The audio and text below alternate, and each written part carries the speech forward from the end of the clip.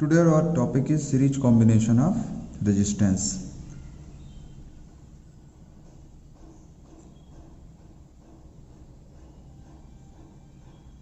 Series combination of resistance. So what is series combination? Resistance के series combination से हम क्या समझते हैं? तो जब एक के बाद एक रेजिस्टेंस आपस में कनेक्ट किए जाते हैं तो इसको हम सीरीज कॉम्बिनेशन बोलते हैं. When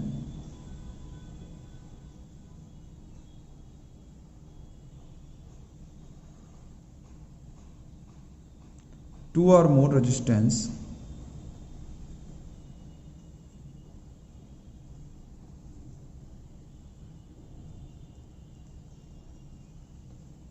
connected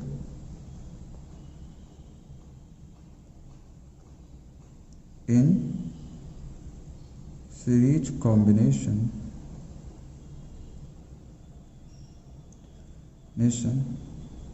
at that time. एक चीज आपको नोटिस करना है कि जब रेजिस्टेंस सीरीज कॉम्बिनेशन में होते हैं तो उस समय value of current for each resistance are same. और दूसरी चीज आपको यह ध्यान रखनी है, value of potential difference are different for each resistance. कहने का मतलब यह है कि सीरीज कॉम्बिनेशन समझिए. मान लेते हैं हमारे पास तीन रेजिस्टेंस है, एक है R1, दूसरा है R2 और तीसरा है R3. तो R1, R2 और R3 जब इस तरह से जुड़े होते हैं तो इसको हम क्या बोलते हैं? सीरीज कॉम्बिनेशन ऑफ रेजिस्टेंस से बोलते हैं. अब ऐसे कंडीशन में हम इसको किससे जोड़ेंगे? एक बाहरी सोर्स से ऐड कर देंगे, इसे सेल या बैटरी से, जहां का टोटल पोटेंशियल डिफरेंस V है. V क्या होगा? टोटल पोटेंशियल डिफरेंस जो इस पे जा रहा है. लेकिन यहाँ से जो करंट निकलेगा, मान लेते वो करंट I है, वही करंट I इस पे जाएगा R1 पे, वही करंट I R2 पे जाएगा और वही करंट I R3 पे जाएगा. करंट को एक तरह से हम वाटर सप्लाई की तरह समझे तो ज़्यादा अच्छा होगा कि यहाँ से निकलने वाला वाटर रास्ते में पड़ने वाले सारे रेजिस्टेंस के लिए सेम होगा. R1, R2, R3 के लिए करंट I क्या है? सेम है. जिस तरह पानी अगर आगे जाएगा और R1 क्या है? रुकावट है, तो ये रुकावट्स में फ्लो होने वाला वाटर या यूँ कहें करंट सेम है सबके लिए. लेकिन यहाँ पे जो पोटेंशियल होगा ये अलग अलग होगा. R1 के लिए हम पोटेंशियल यहाँ पे क्या मानते हैं? V1 मानते हैं. R2 के लिए पोटेंशियल हमारा V2 होगा और R3 के लिए पोटेंशियल हमारा क्या हो जाएगा? V3 हो जाएगा. अब आपको समझ में आ गया है क्या कि सीरीज कॉम्बिनेशन ऑफ रेजिस्टेंस में रेजिस्टेंस 1 by 1 कनेक्ट होते हैं सीरीज में. ऐसे कॉम्बिनेशन को सीरीज कॉम्बिनेशन बोलते हैं जब एक के बाद एक रेजिस्टेंस इस तरह से रखे जाएं. ऐसे कंडीशन में होता क्या है कि इस सर्किट में हर एक रेजिस्टेंस पे करंट की वैल्यू सेम होगी, लेकिन सीरीज कॉम्बिनेशन पे हर एक रेजिस्टेंस पे पोटेंशियल की वैल्यू अलग अलग होती है, जो कि आप देख सकते हैं V1, V2 और V3 है. अब हम यहाँ पे कर क्या रहे हैं? सीरीज कॉम्बिनेशन ऑफ रेजिस्टेंस का मतलब ये है कि अगर हम अलग अलग रेजिस्टेंस सीरीज में लगा देते हैं तो इस पूरे सर्किट में टोटल रेजिस्टेंस क्या होगा? हमें इन तीनों की वजह से निकलने वाला जो ओवरऑल रेजिस्टेंस है उस पे देखना है कि आखिर सीरीज कॉम्बिनेशन में हम इस तरह से चीज़ों को जब ऐड करेंगे, रेजिस्टेंस को ऐड करेंगे, तो पूरा का पूरा रेजिस्टेंस कितना निकल के आएगा. तो मान लेते हैं कि पूरा का पूरा रेजिस्टेंस क्या है? R है. Let capital R is total resistance. जो टोटल रेजिस्टेंस है वो कैपिटल R है.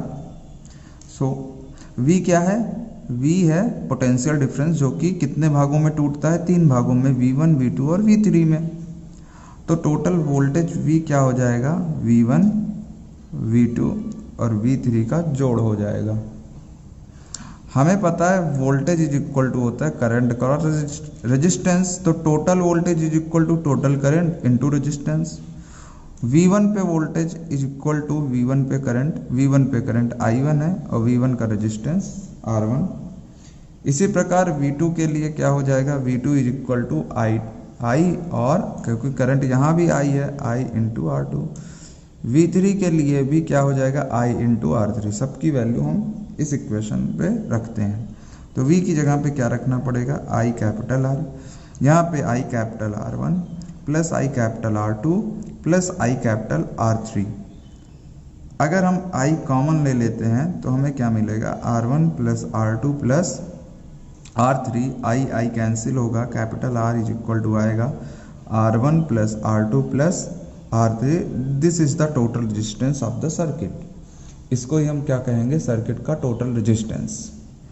तो आई होप कि आपको समझ में आया होगा कि सीरीज कॉम्बिनेशन किसे कहते हैं। एक बार फिर से रिवाइज करते हैं कि व्हेन 2 और more resistance connected in series combination at that time, क्या होता है कि जब 2 या 2 से अधिक रेजिस्टेंस कनेक्ट हों तो क्या होता है कि रेजिस्टेंस सीरीज कॉम्बिनेशन में एक तो माना जाएगा R1 R2 R3, ये सीरीज कॉम्बिनेशन में माने जाएंगे।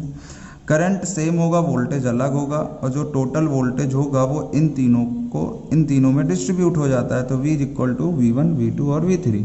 वोल्टेज की वैल्यू हम IR रखेंगे, यहाँ पे V1 की वैल्यू IR1, V2 की वैल्यू IR2 और V3 की वैल्यू क्या मिलेगी, IR3। और इस प्रकार टोटल रेजिस्टेंस हमें क्या मिलेगा, R is equal to R1 plus R2 plus R3। अब इस पर क्वेश्चन किस तरह के पूछे जा सकते हैं वो भी हम डिस्कशन करते हैं। यहाँ पे मान लेते हैं कि यहाँ पे 2 ओम 4 ओम और 6 ओम के रेजिस्टेंस कनेक्ट हैं और आपसे कहा जाए इस सर्किट का टोटल रेजिस्टेंस R क्या होगा। तो क्योंकि आप देख रहे हो ये किसमें है, सीरीज कॉम्बिनेशन में तीनों हैं, तो हम क्या लगाएंगे formula R1 R2 R3। 2 plus 4 plus 6 कितना हो जाएगा, 6 4 10 और 2 12 ओम R रेजिस्टेंस आएगा। इसी प्रकार अगर देखा जाए कि मान लेते हैं अगर 2 ही कनेक्ट हैं, 2 और 6 ओम का कनेक्ट है, तो आप देखकर ही बता सकते हो 6 2 ऐड हो जाएगा 8 आएगा। इसका मतलब क्या है कि जब भी हम सीरीज में कनेक्ट करते, देखिए इस सर्किट में एक रेजिस्टेंस 2 ओम 4 ओम 6 ओम जब हमने कनेक्ट किया और सीरीज में कनेक्ट किया तो टोटल रेजिस्टेंस कितना आया, 12 आया। तो सीरीज का देखो इंडिविजुअल ये 2 4 6 हैं लेकिन जोड़ने पे कितना आ रहा है, 12 आ रहा है। इसका मतलब क्या होता है कि जब भी हम सीरीज कॉम्बिनेशन में कनेक्ट करेंगे तो क्या होगा, टोटल वैल्यू होगी जो रेजिस्टेंस की वो बढ़ जाएगी। तो यहां पे लिख दे के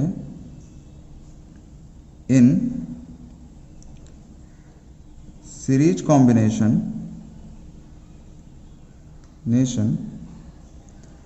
the total value of resistance increases। यहाँ पे क्या हो जाएगा, टोटल वैल्यू इंक्रीज हो जाएगा। सीरीज कॉम्बिनेशन का फायदा क्या है कि जब हम एक से ज़्यादा कनेक्शन को एक ही स्विच से ऑपरेट करना चाहेंगे, जैसे कि यहाँ पे अगर हम स्विच लगा दें तो इस स्विच को ऑन करते ही सारे के सारे रेजिस्टेंस एक्टिव हो जाएंगे। इसका मतलब क्या है कि अगर एक लाइन से हजारों बल्ब लगे हों और उन्हें एक साथ ऑन करना हो तो कौन सा कॉम्बिनेशन अच्छा है, सीरीज कॉम्बिनेशन अच्छा है। सीरीज कॉम्बिनेशन की बुराई क्या है कि इस कॉम्बिनेशन में जो रेजिस्टेंस होगा वो क्या हो जाएगा, ज़्यादा हो जाएगा। So this is all about series combination. Thank you.